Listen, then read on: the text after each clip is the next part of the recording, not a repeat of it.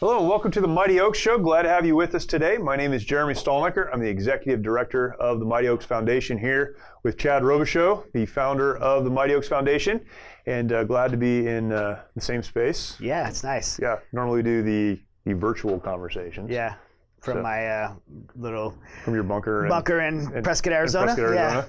Yeah. We've had a good day of meetings here at Mighty Oaks Foundation headquarters, and a lot of good things going on, which we'll probably talk about a little bit today as we get going. But for those of you, and I like to start off with this, because some of you don't make it to the end. You should make it to the end, but you don't always make it. So I'll say this, if you have not yet subscribed to our YouTube channel, please do that. We would love to share all the content that is there with you. So subscribe, hit the notification bell. That lets you know when additional content comes online.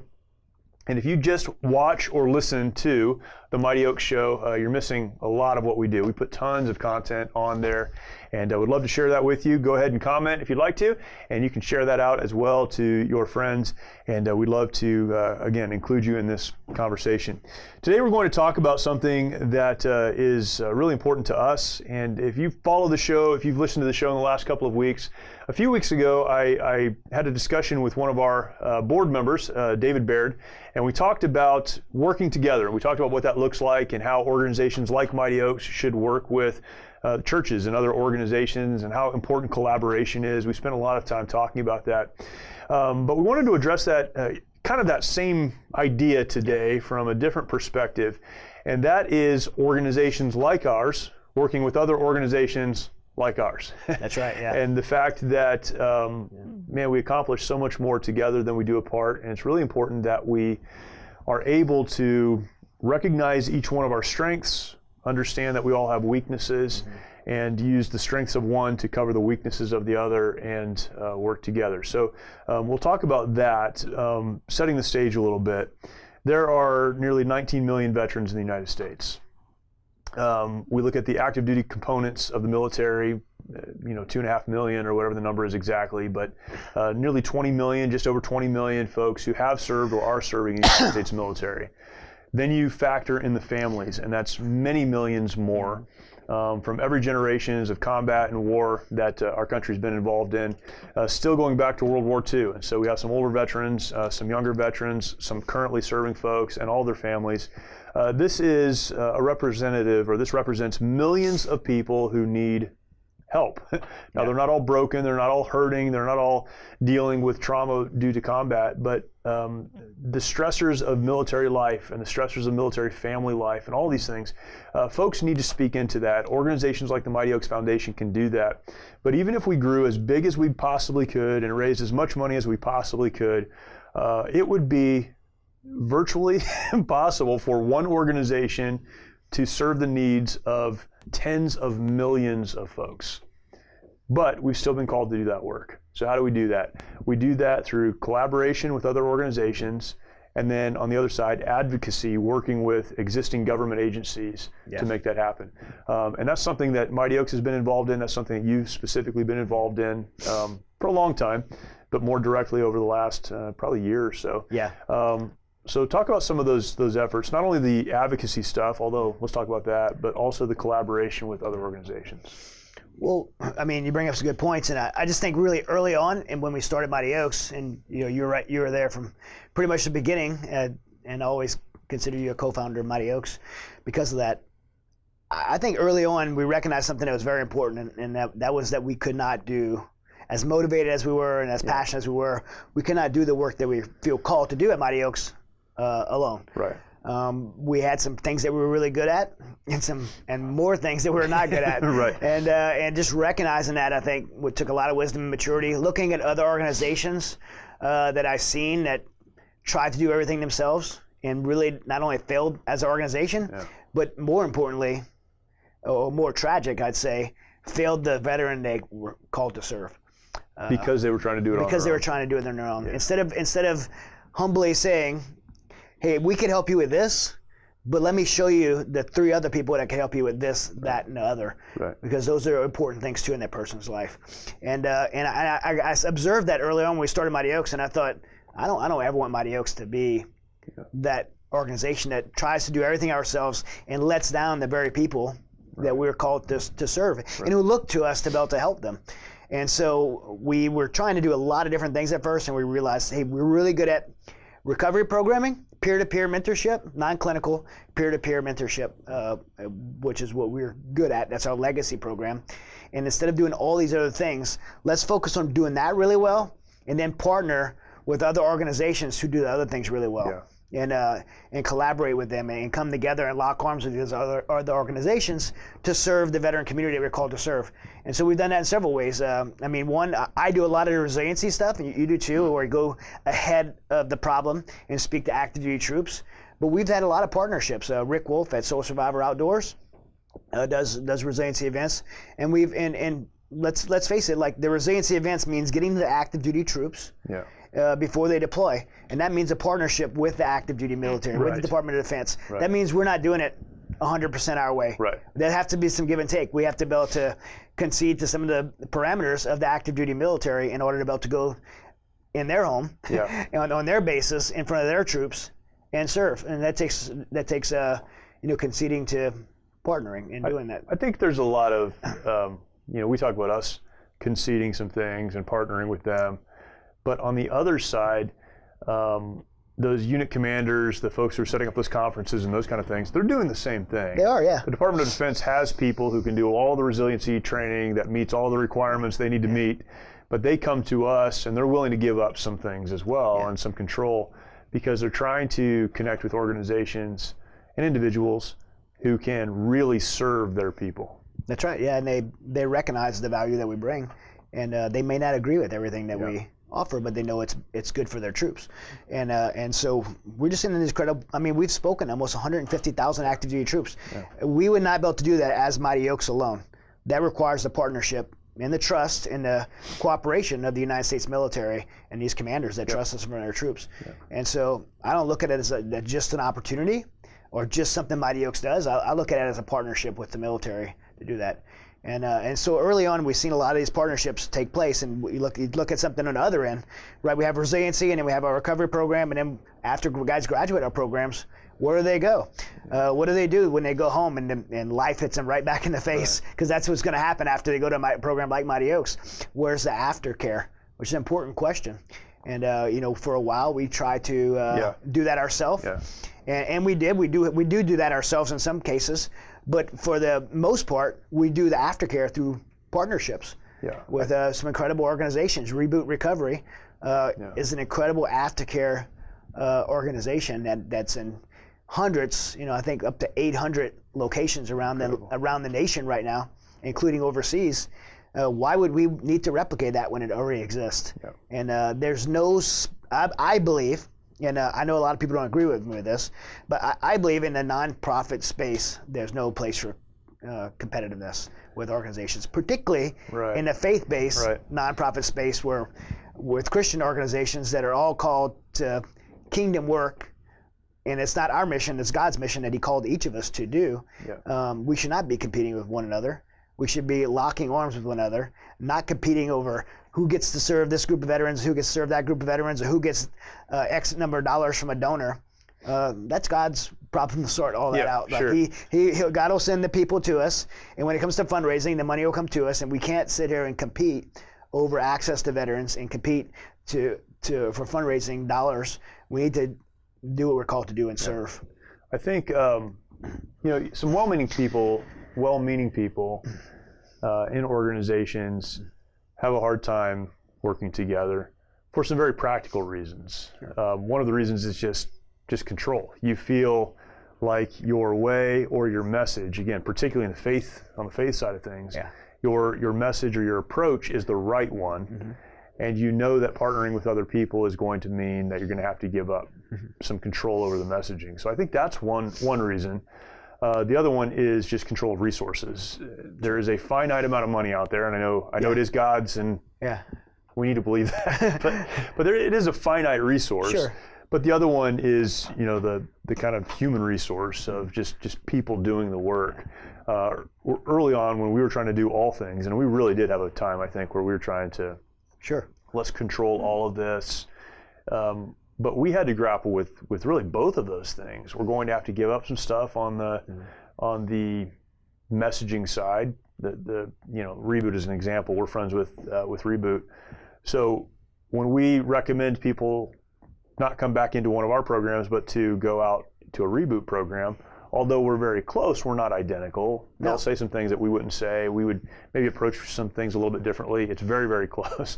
But you have to be willing. Yeah. They're not us. You have to be willing to give up some of that in order to partner with people. Well, I think in any partnership, whether it be business or personal, like if you're going to go into a relationship with someone, there's going to be give and takes. Sure. So when I look at going into a relationship with someone, particularly a business relationship, as we're talking now, I've already decided like what I'm willing to give up and what I'm not. Yeah. And so I already go in advance knowing like as we're talking about working together, these are just some things the principal things that I will never budge on. Yeah. And if you get to that point as you're talking about working together and you get to those points where the other person expects you to give up the things you're principled on, then it's just not a good partnership. Yes. And you don't have to work with everyone. Right. And sometimes it's not meant to be to work together, and it should be okay. Yeah. Like you got your thing, I got my thing. It just doesn't match, and that's okay. You go do your thing, I'll go do my thing.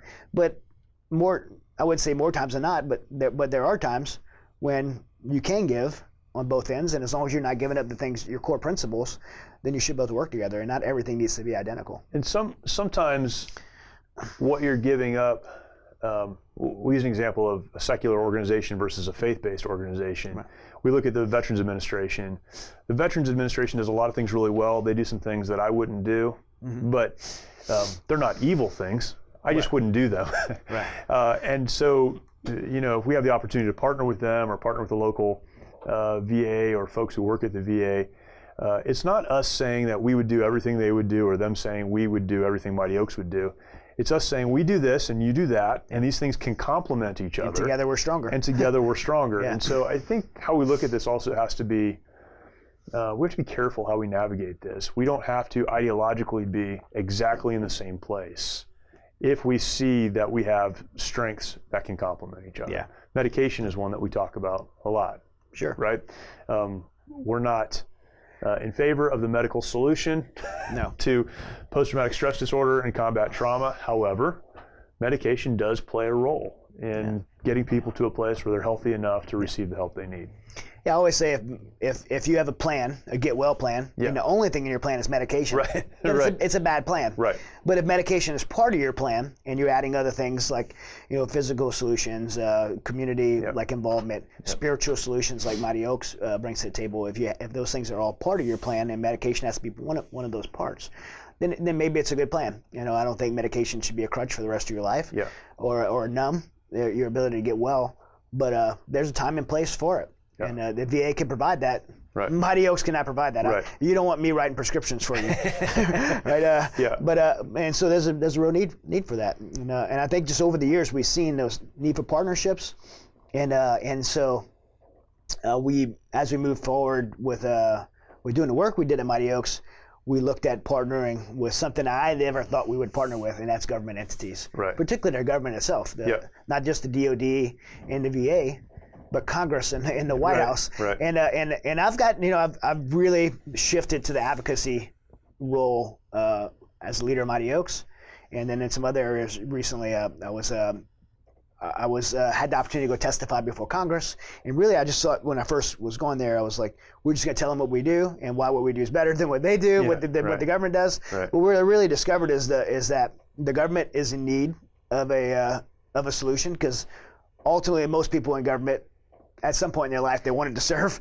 Maybe they changed along the way, but most people in government wanted to serve, and they care about veterans. I don't think there's a lot of people out there maliciously. There are some politicians. We think about the government as like the government. Well, it's like the government. It's like this entity. Yeah. Well, that entity is made up of hundreds and hundreds of people, and the VA, thousands of people, and those people do. Many of them want to help. Sure. There's bad people in every thing. We're just seeing this in policing, right? There's bad people in police departments, there's bad teachers, there's bad doctors, and there's bad people in the government, in Congress.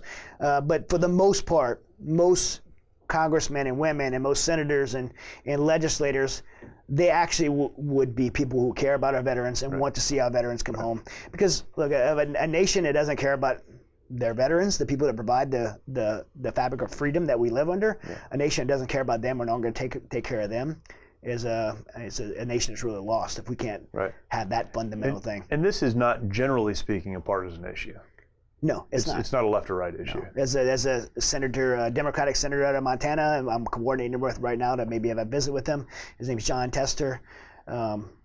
He's written a bill. I personally, outside of Mighty Oaks, I personally would probably fall in, not probably, I will fall more conservative things, but this is a Democratic senator who wrote this SB bill, Senate Bill 785, an incredible bill to financially support billions of dollars to veterans nonprofits and to serve veterans. And I mean, just a really, I love this bill. It's a great bill. It has lots of bipartisan support.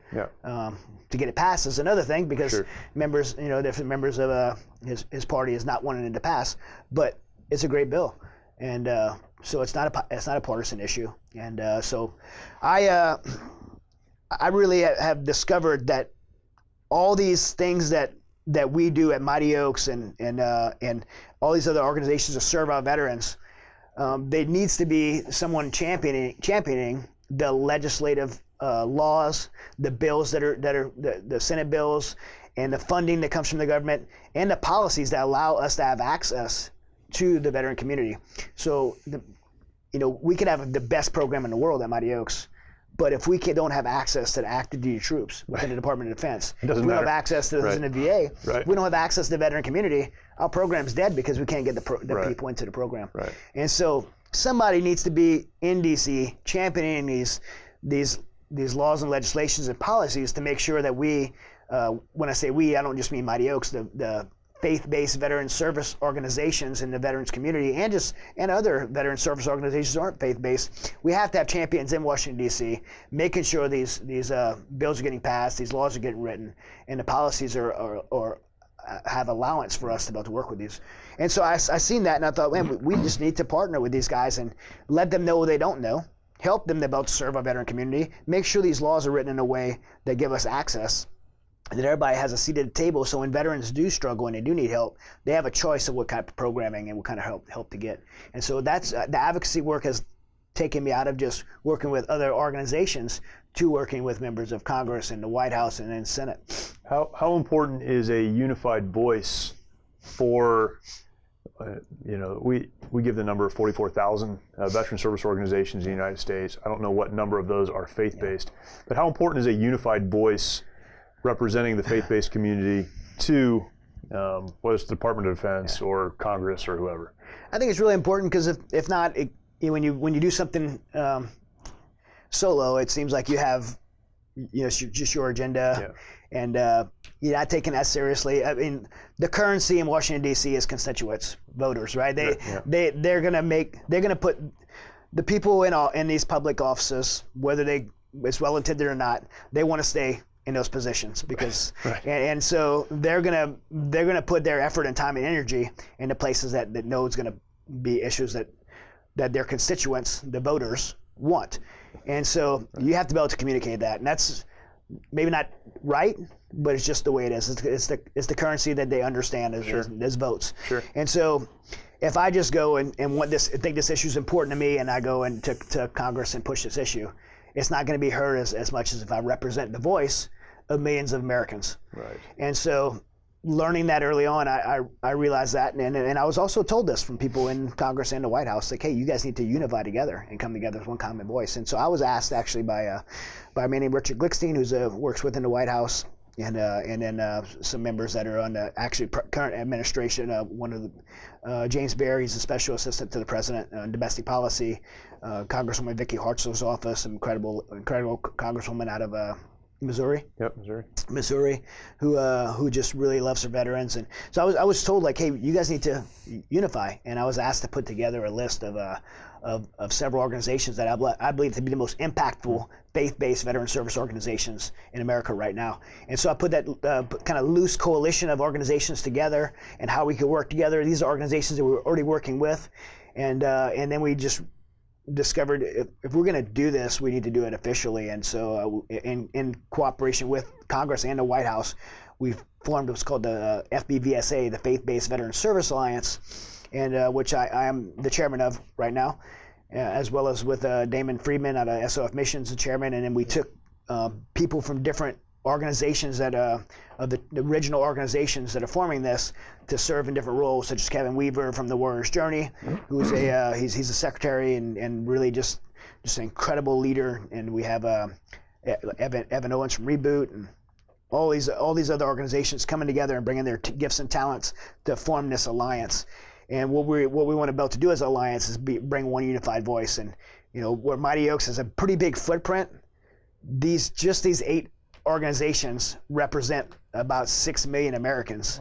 And so because of our reach.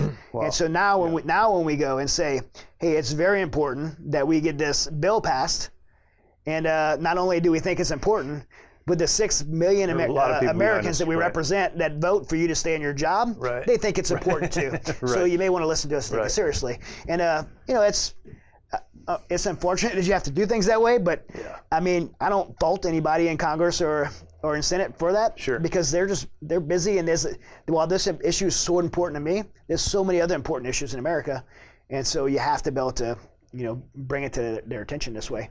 When you put that list of organizations together, they asked you for, you just said it, the most impactful? The most impactful. Is that what you said? Yeah. How do you determine, there's so many organizations, how do you determine what an impactful one is versus one that's not impactful? Well, what's the criteria you use? Well, there's 43,000 veteran service organizations in America right now. There's veteran service organizations would be nonprofits that do veterans work. Right. And I won't say all of them do things well, because a lot of them there's some of them that are probably just corrupt. Sure. And there's some of them that are statistically that's probably true. Yeah, and there's some of them that say they do things that they don't do, and some of them are very well intended, but don't actually produce anything. And then there's a large, and I'd say the majority of them, that do things really well. Maybe they're not equipped to. Maybe they don't have the understand. Maybe they're really good at doing programming, but they don't understand how to fundraise. Right. Maybe they don't understand how to establish a 501c3 nonprofit organization and file a 990 every year and write articles of incorporation or the bylaws for organization. And so there's a lot of them that need help in that. And so we want to be able to help all those organizations. But your question was which ones are the most impactful, or how do you determine what's the most impactful? Well, I think perspective is everything. My perspective of what's impactful would be different than someone else's. So I can tell you from my perspective, the most impactful would be those who have access to a certain demographic of the veterans or active duty military community. So first they would have to have access. And then utilizing that access to provide programming that addresses a problem and brings a solution to that problem. So can we talk about both of those? Because I don't think people understand, at least not the first one. Right. The access one. Right. I think most people who aren't involved in this work believe that if you are a veterans organization, so you probably have a T-shirt with your logo and your name on it, and maybe a business card, maybe a program, you do stuff. You were in the military. Put all these things together, you can probably walk onto any base in America and talk to anybody you want to, and people want to come sit around and talk to you. But that is just not the case. Right. They think, oh, there's a big problem and people need help, so I'm going to bring a solution, and they're going to. And I was in the military. Yeah. So.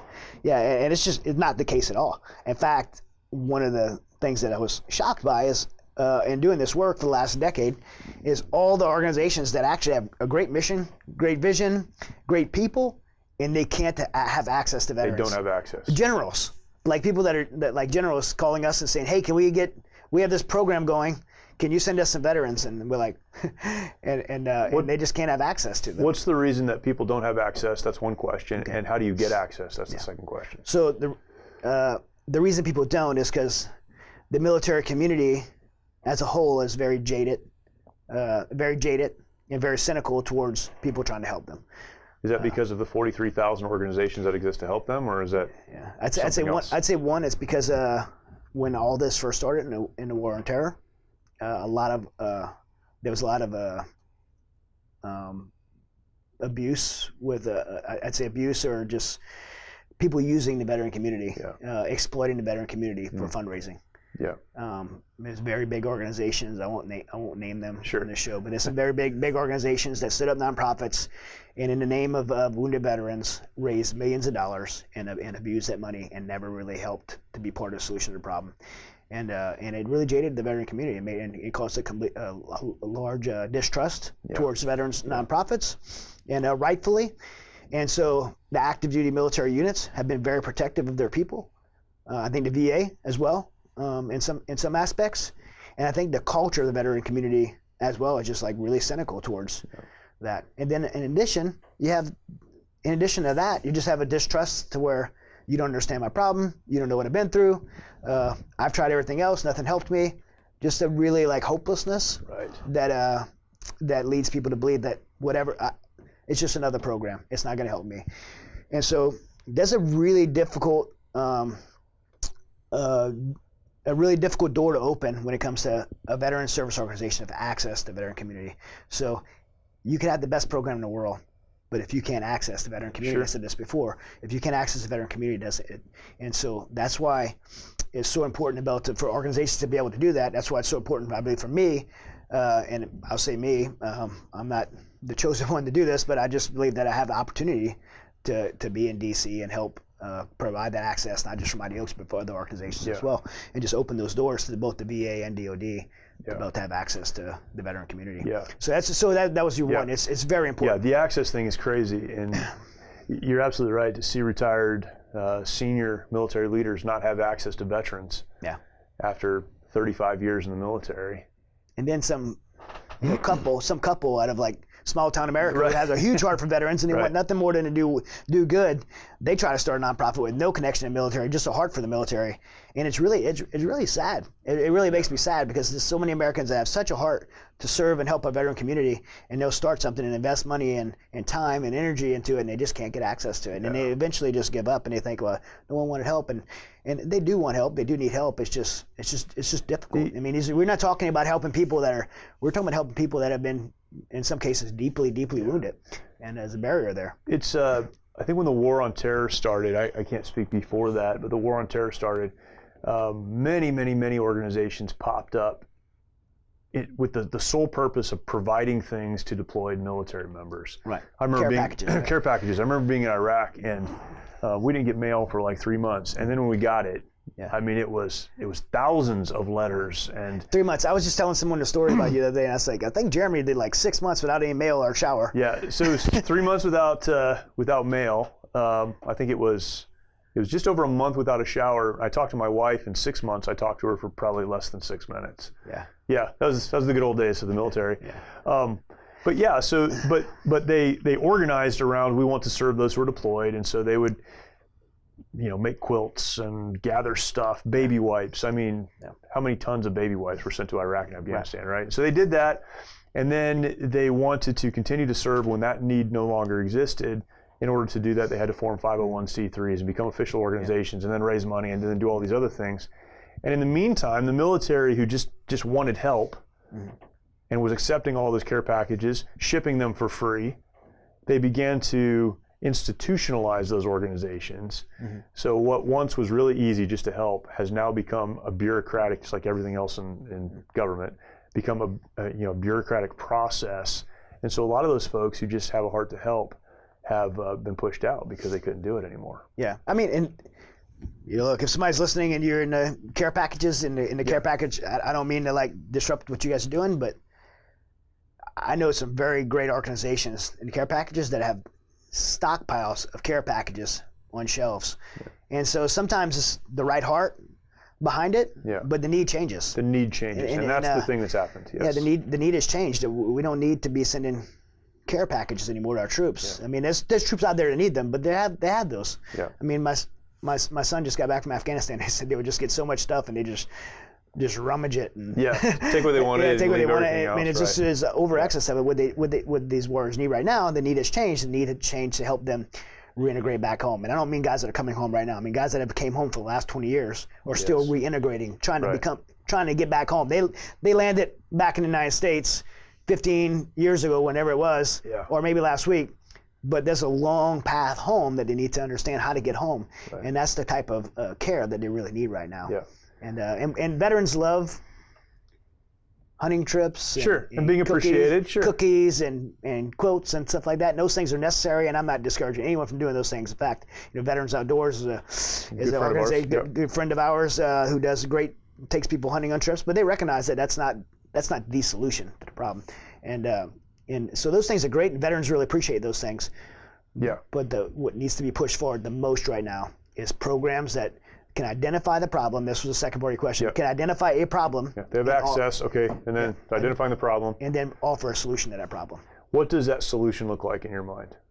Well, I know it's not a one-size-fits-all, but when you're vetting an organization to say, do you have the solution or a solution, what questions are you asking? Well, anytime I'm going to see what the solution looks like, I have to be able to identify it or tie it to a problem. And so my problems that I care about and I think are most important are veteran suicide, post-traumatic stress disorder, being able to overcome post-traumatic stress disorder, divorce families from combat veterans, and the repurposement of life, like being able to get back into being productive and productive members of society. Yeah. Those are the top 4 things to me, and so those are the problems. And so each of those solutions, each of those problems have to have a solution. So I have to have a solution to eradicating veteran suicide, to saving these guys' life, to changing their mind, to say, hey, I'm not going to make this permanent decision a very temporary problem. I'm gonna put myself in a position to want to live again.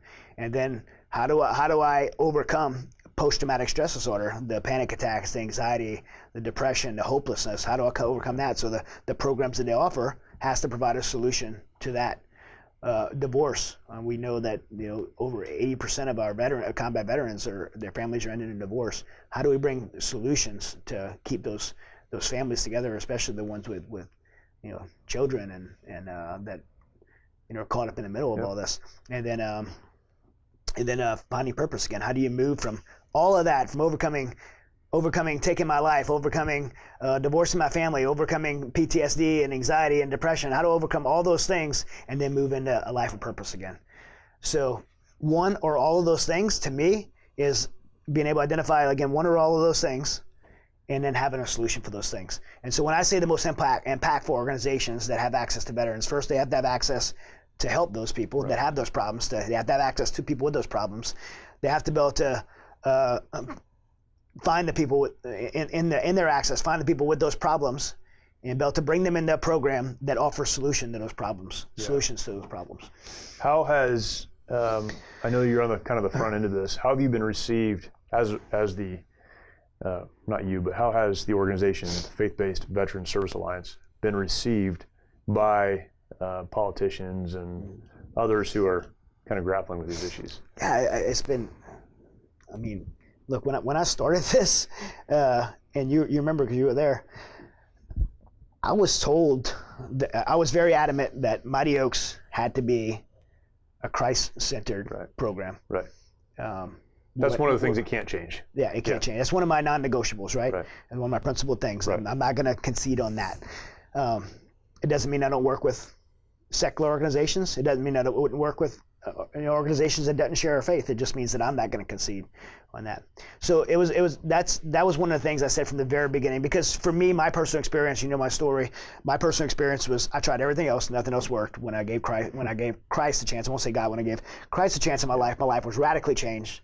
I found a solution to the suicide. I found a solution to keep my family together. I found a solution to PTSD, anxiety, depression, things that I still, actually to this day, to be honest, I still struggle with some of those things, but I have the solution to it every day, and it's not debilitating to me. Yep. And then I found a purpose moving forward. So I found the solution, all those things that I couldn't find before, through a relationship with Christ.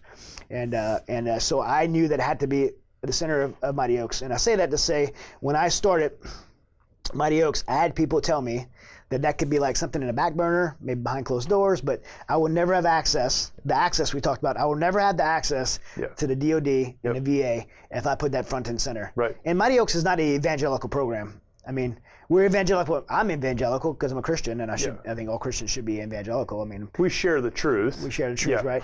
But I mean, my mission is not just to go and convert souls for the kingdom of God. That's not my only. I need to bring hope and healing in the process and put people back on mission. I believe if I put that before the evangelism comes.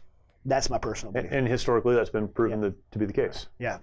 So I'm going to do the work that God called me to do, and a lot of people, especially a lot of Christians, aren't going to agree with that evangelism won't come first. Right. But I believe that evangelism always comes after when they see a transformation in their life, through calibrating their life with the life that I believe God created them to live. Right. And so that's, again, not my process that I believe. I believe that's a biblical process. A lot of people would disagree with that, especially a lot of Christians would.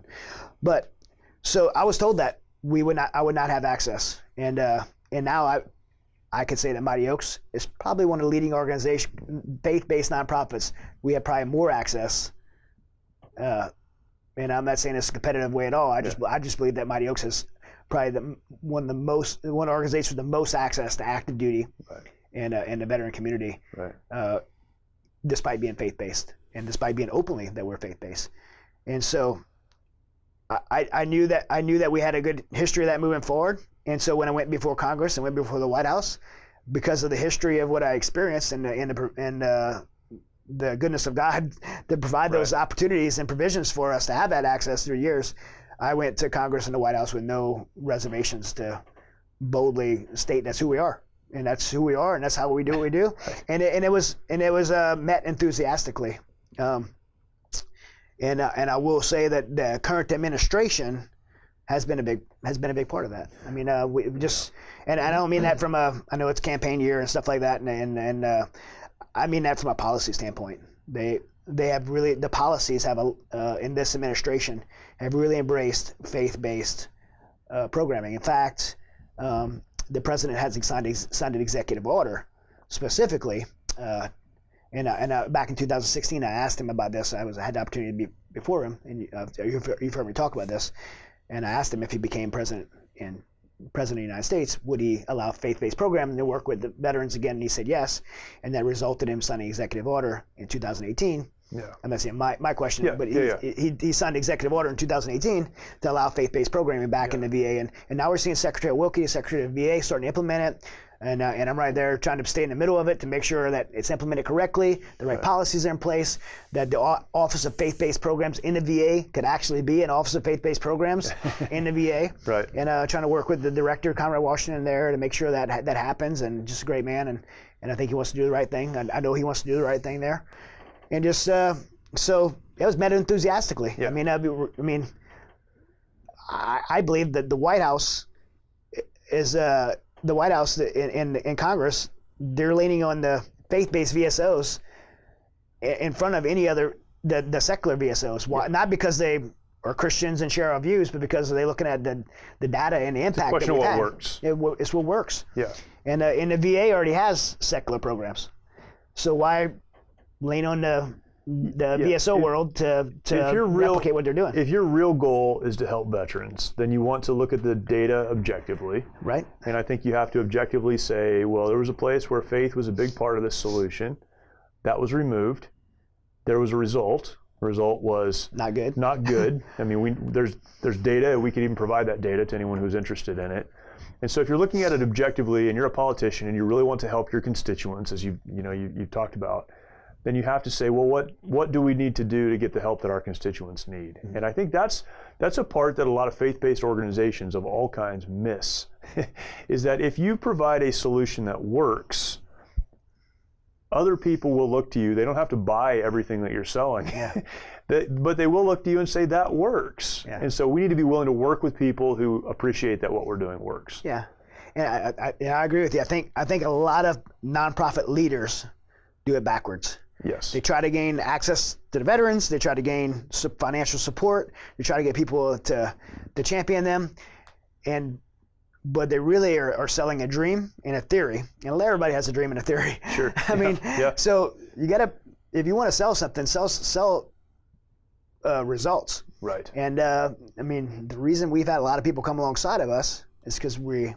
have something to show for it. Yes. We put in the work. There's a book that you and I both read, The Myth of the Overnight Success. Right. I get a lot of people all the time like, man, it's so awesome where you guys are at Mighty Oaks. You're getting to work with so many veterans and serve so many people, and you got these such incredible donors. We have incredible donors. Incredible donors, and that really believe in us support.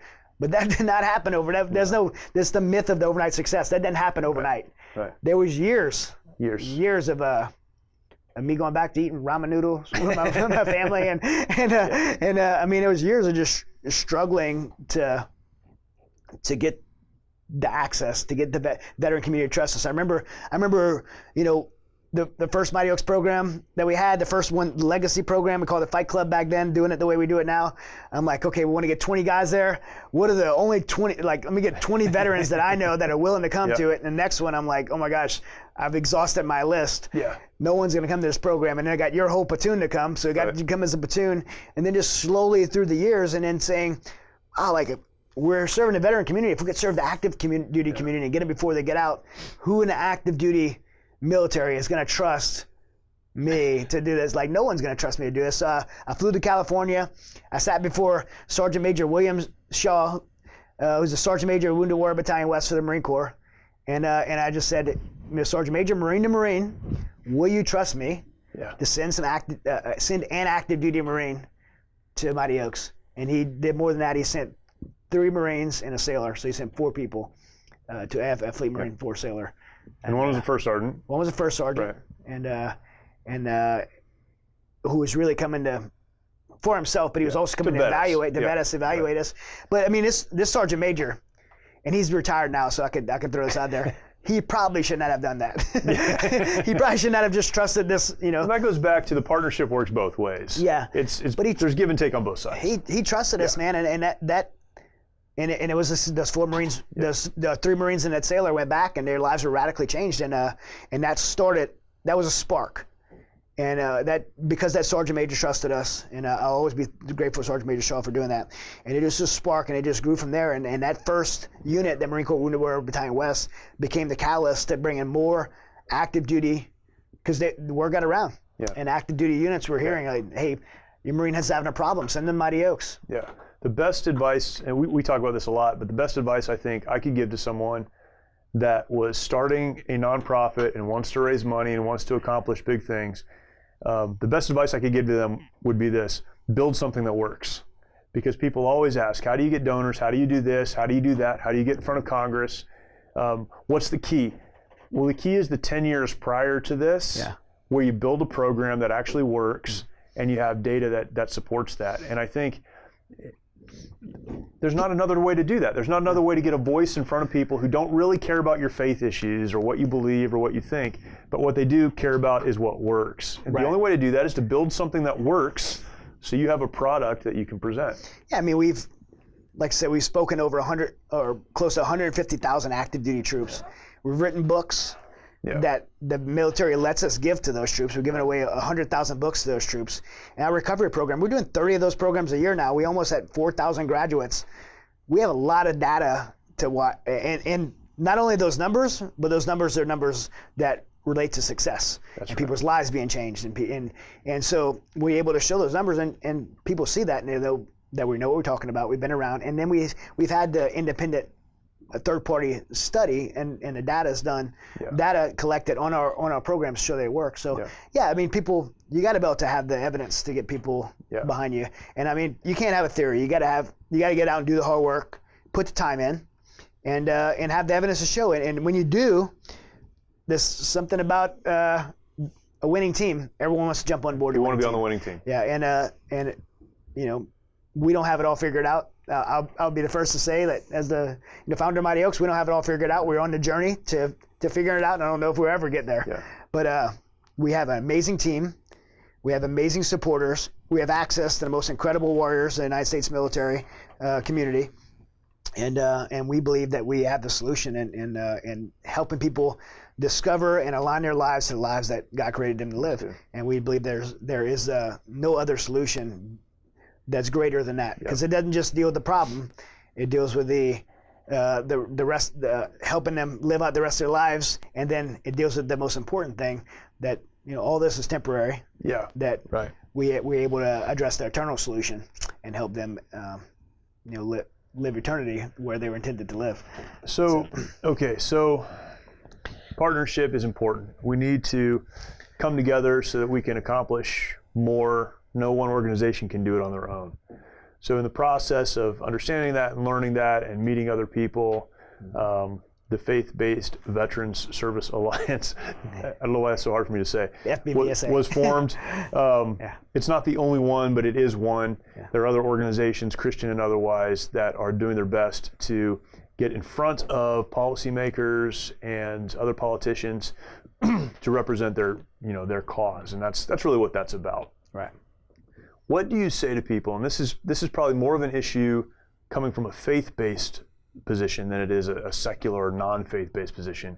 What do you say to people who support Mighty Oaks or support other faith-based organizations and love the faith aspect and love that we talk about, the things that we do, but they see this organization that is now standing in front of politicians and standing in front of others, and they might say things like, as faith-based organizations, we don't need to be involved with politics is very broad, but the government, government agencies, the federal government, however that's said, we don't need to have any part in that. We just need to do our job, keep our head down, and God will bless.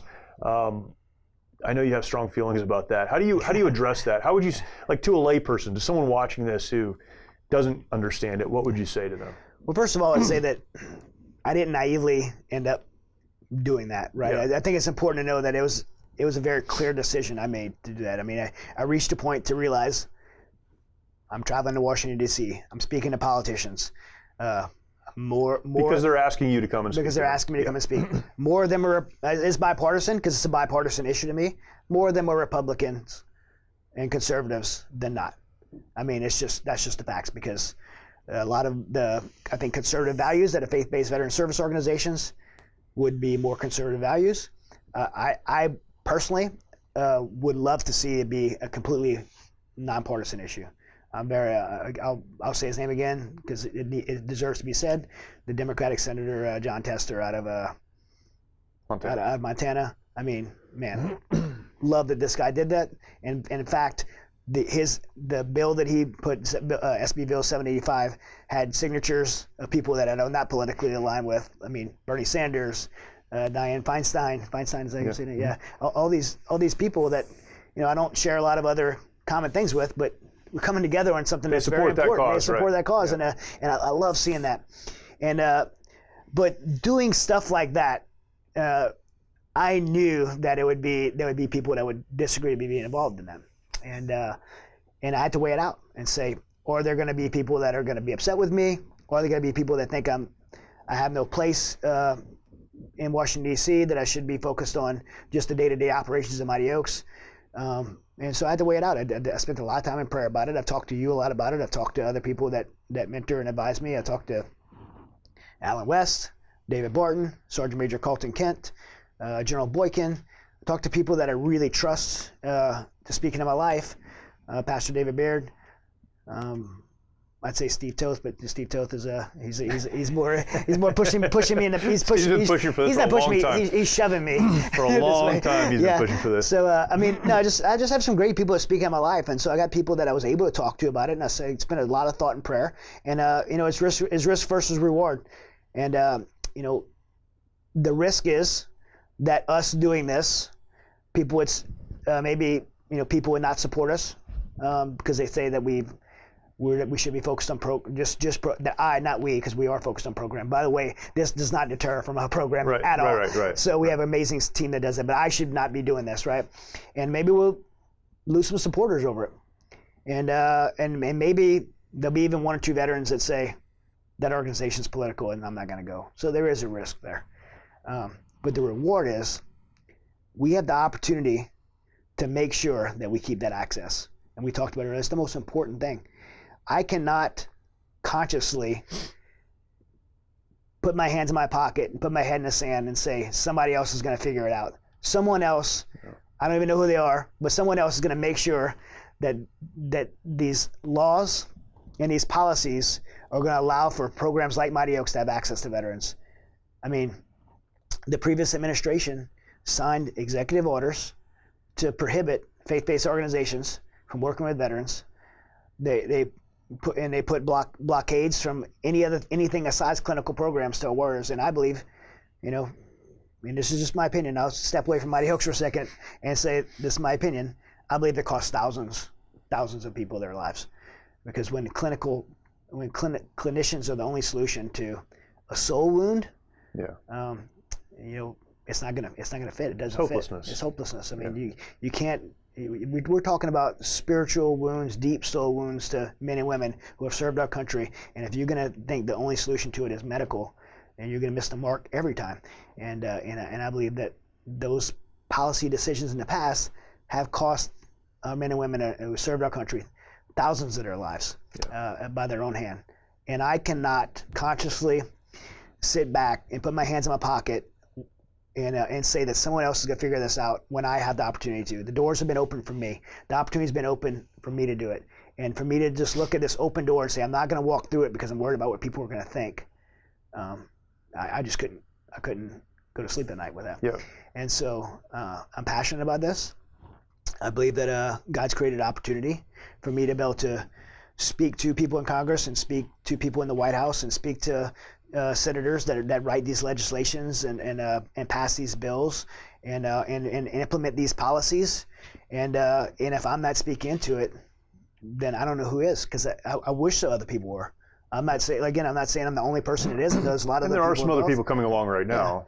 But right now, I don't see anybody else championing these things. Yeah. And if I have the opportunity to represent the veteran community and make sure that Mighty Oaks and the thousands of other veteran service organizations has access to our warriors that need programming like we offer, and need hope and need healing and need restoration, need a path to have a purpose moving forward, then I'm going to be right there in the middle of it. Yeah. And if people get upset, I'll understand that, and I'm okay with that. But this is what I'm going to do, and that's what I think the right thing to do is. Is access then? Is that the major goal of advocacy from your position, your standpoint? The primary goal that I'm motivated to do the advocacy work that I'm doing in Washington D.C. is access, and not just for Mighty Oaks. We have a lot of people applying in Mighty Oaks, but I know that we're going to expand and offer more program, and we want to continue to have that access.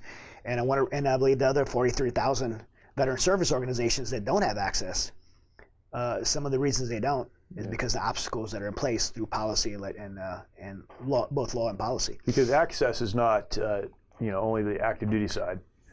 It's crazy, but it's access to veterans as well. Yeah. People who they're funneled into the VA system. They come out of the military system into the VA system, but having access to those folks who you'd think they could do whatever they want to, but they can't. They don't know, and I mean, right now, and even right now, under the current administration, the current VA, they still have the belief, and I think it's still a question of if it's policy or not, or just a kind of perceived policy. Yeah. But they regardless if it's perceived policy or real policy, the VA cannot do a referral. I mean, sure, there's individual psychologists and individual care providers. And individuals that are going to say, hey, you need to go to Mighty Oaks, and that happens. Yeah. But it's policy. As a policy across the board, for there to be a system in place for when a veteran walks into the VA, they actually have a choice.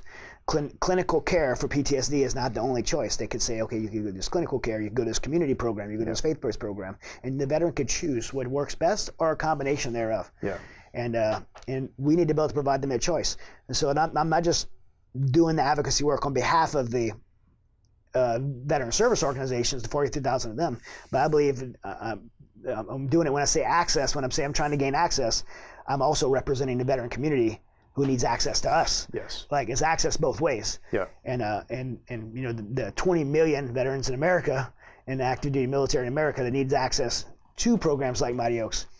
I'm fighting for that access as well. So access is at the center of my fight, and that's why I'm doing it. That's great. How can people find out more about the advocacy work and the faith-based Veterans Service Alliance? Well, since our marketing director is sitting in the room with us right now, I'll Michael behind the camera, I'll point him to our page first. So Mighty Oaks.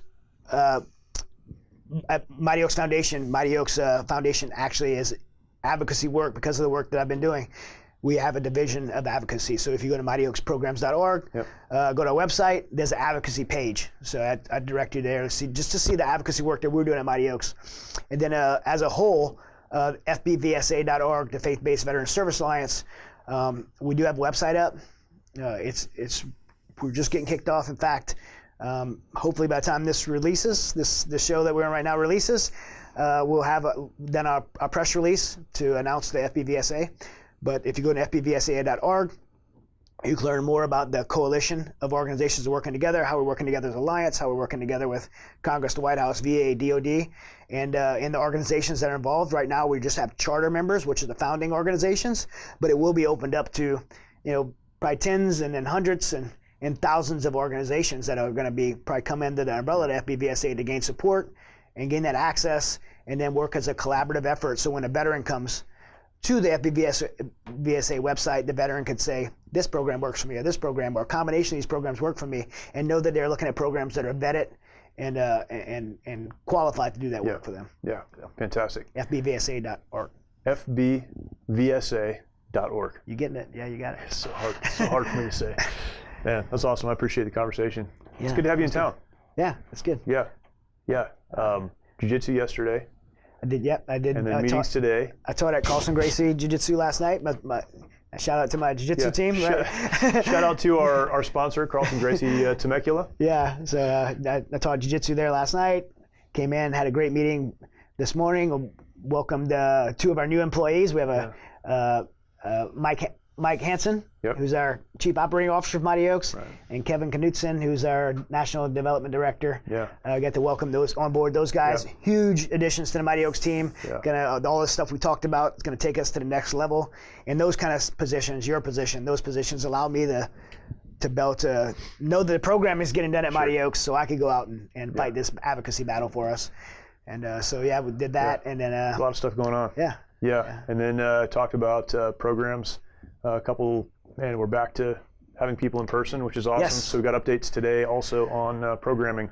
Back-to-back in Texas, 2 weeks in a row. So last week, we're in one right now, getting ready to go to Virginia next week. And then July, just about every location opens up. So we're getting Texas, back to it. California, Ohio, Montana. Yeah, doing a couple in Montana. Weird, but doing that too. So a lot of good things going on, but awesome to have you in town. Yeah, no, it's great to be here. So thanks for watching, thanks for listening, and if you're listening instead of watching, again, please take some time to go over to our YouTube channel. Tons of stuff on our YouTube channel. We'd love to have you subscribe there and hit that notification bell. It sounds funny even just saying it, right? Because you watch YouTube shows and everyone says it. It's important that you do it though, because that lets you know when more content comes online. We'd love to share that with you. If we can do anything to help you, please let us know. The best place that you can go to find out about us or any of the things we talked about today specifically is to our website, mightyoaksprograms.org. And we'd love to hear anything that you have to say and help you in any way that we can. Thank you for watching. We'll talk to you next time. Bye-bye.